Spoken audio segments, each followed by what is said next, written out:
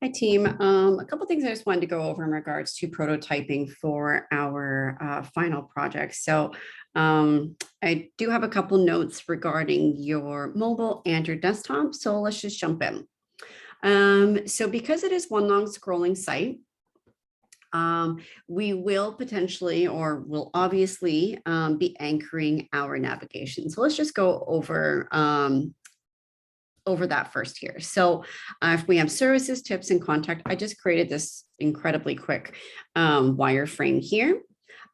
So if we want to anchor to a particular section, I'm going to click services in my prototype, click services, and I'm going to click that arrow. And I literally just go and I connect it to the text. When I go tips, I'm going to grab that. Drag that all the way down and connect that to tips. And the same goes for contact. There are some other things I want to add to this. So I'm not going to go into too much more detail with that, as I think I'll probably be referring back to that in a moment. So when it comes down to our mobile, we can either do something with, or I don't have it on here, we can have a sticky navigation down at the bottom. So for instance, this is our sticky navigation like we did for our taco app last semester.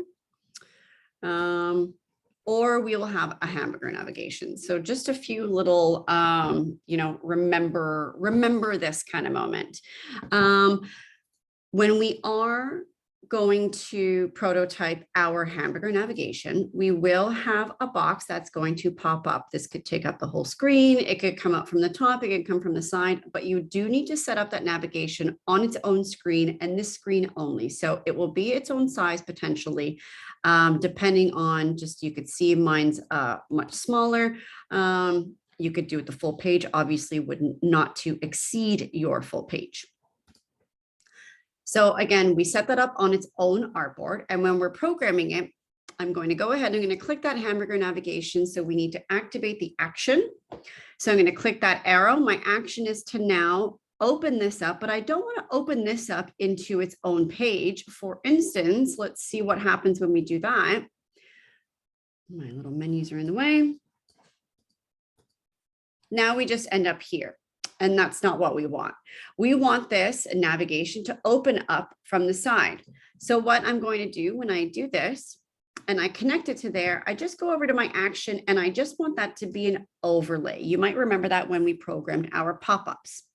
So now this is now working like a pop-up. And now we get to set where we want it. I don't want the navigation to open up in the center. It's quite awkward. We always want to make sure that it's opening in a nice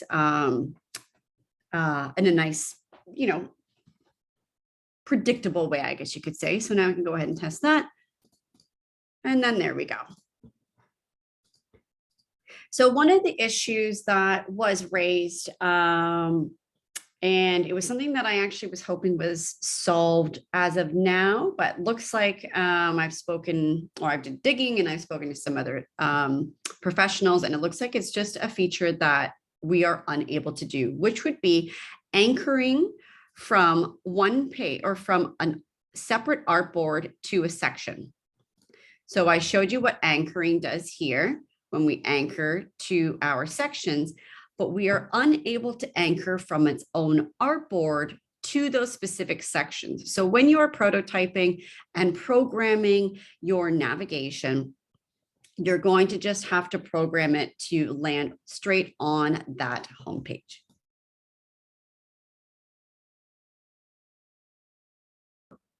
Pardon me, I had to sneeze. So we just program that over onto this page. So when we press play, we open up and we're going to land right on that homepage. So and then you just scroll.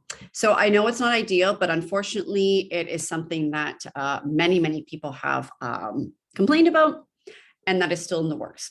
So not to worry when you're prototyping, just leave it as is. Other things we could prototype would be, say, get a quote that would work towards the contact. So at least I could bring that all the way down to contact, making sure that's a trend. Whoopsies, that's a scroll to. Down to contact, and again, always a nice quick test, get a quote, and there we go. So